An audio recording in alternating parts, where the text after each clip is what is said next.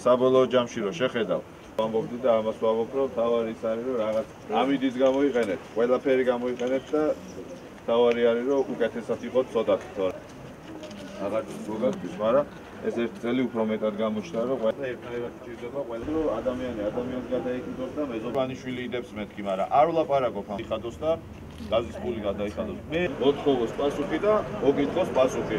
ამ თავრობასაც უნდა მოთხოვოს.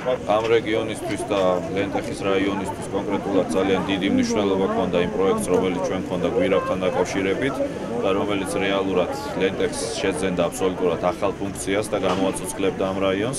სამწუხაროდ დღეს ეს პროექტი შეჩერებულია და არ გრძელდება და მე ვიმაჩნია რომ აუცილებლად უნდა გაგრძელდეს, იმიტომ რომ ამ პროექტის განხორციელებაზე პირდაპირ არის დამოკიდებული ქვემო სვანეთის განვითარება, დამოკიდებულია ლეჩხუმის განვითარება და ეს არის ძალიან მნიშვნელოვანი, რომ ადამიანებმა იგრძნოს სიკეთე და განვითარდეს ეს რეგიონი და წავიდეს წინ.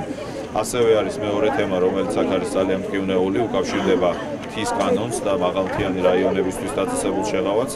ვფიქრობ, რომ აუცილებლად ჩვენ უნდა დავიწყოთ ამ კანონზე მუშაობა და მინდა შევთავაზო საპარლამენტო უმრავლესობას, რომ ერთად დავწყდეთ და დავიწყოთ მუშაობა მთის შესახებ კანონზე, სადაც იქნება განსაზღვრული კონკრეტული შეღავათები, რომელსაც მიიღებს ყველა ის ადამიანი, ვინც ცხოვრობს ძალიან რთულ პირობებში.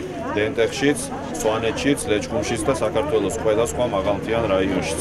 აუცილებელია რომ ამ ადამიანებს ჰქონდეთ შეღავათი, აუცილებელია რომ ამ ადამიანებს ჰქონდეთ განონაკლისები ზოგადი წესიდან გამომდინარე ძალიან რთული პირობებიდან, რომელშიც მათი ცხოვრება და მე მინდა ძალიან საქმიანად და კონსტრუქციულად შევთავაზო საპარლამენტო უმრავლესობას, რომ შევქმნათ სამუშაო ჯგუფი და ერთად დავიწყოთ მუშაობა მაღალმთიანი რაიონების შესახებ და მთის შესახებ ახალი კანონის მიღებაზე და ახალი კანონის რედაქციაზე.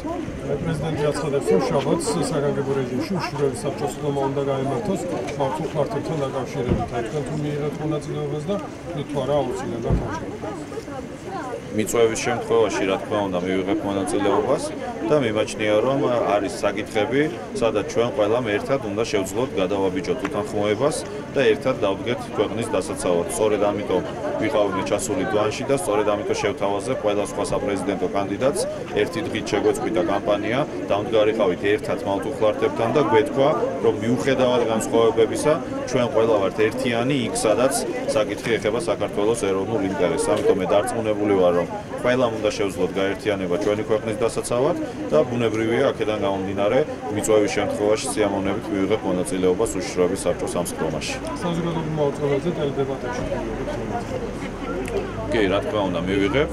არა მხოლოდ ამ დებატებში, მე შეგახსენებთ, რომ თავის დროზე გამოვიწვიე ხელისუფლების კანდიდატი დებატების სერიაში, სადაც ჩვენ ვილაპარაკებდით კონკრეტულ თემებზე და საზოგადოებას საშუალება ექნებოდა, რომ მოესმინა ჩვენი ხედვა კონკრეტულ თემებთან და მტკივნეულ საკითხებთან დაკავშირებით.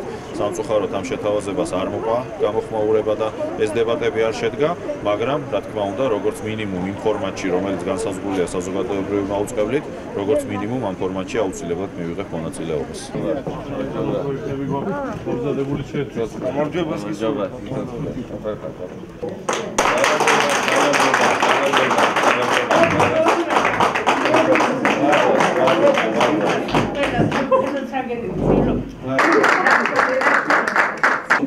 და მე ჩაულებრივად ჩვენ დაველაპარაკოთ უკვე მინდა გითხრათ რომ აქ სამხედრო ალბათ და სხვანაირი დამოკიდებულება მოხდა აერთიანების მიმართულებით, სიმშვიდის მიმართულებით. მიდი შენთვის ადრეა ჯერ არჩევნებზე გჭირდება, როგორ გჭირდება ამ ქვეყანაში და ვერდია თქვენი გულით, თქვენი გონებით უნდა აერჩიოთ ყველამ ერთად. არა ვინმეს ხათრით კი არა, და კი 5 წლის განმავლობაში. ქვეყანას არჩევდება და ვიღაცა შეიძლება ვინ რა თქვია, რა გაბედება. ამის იქით კიდე წინ უნდა წავიდეს. რაც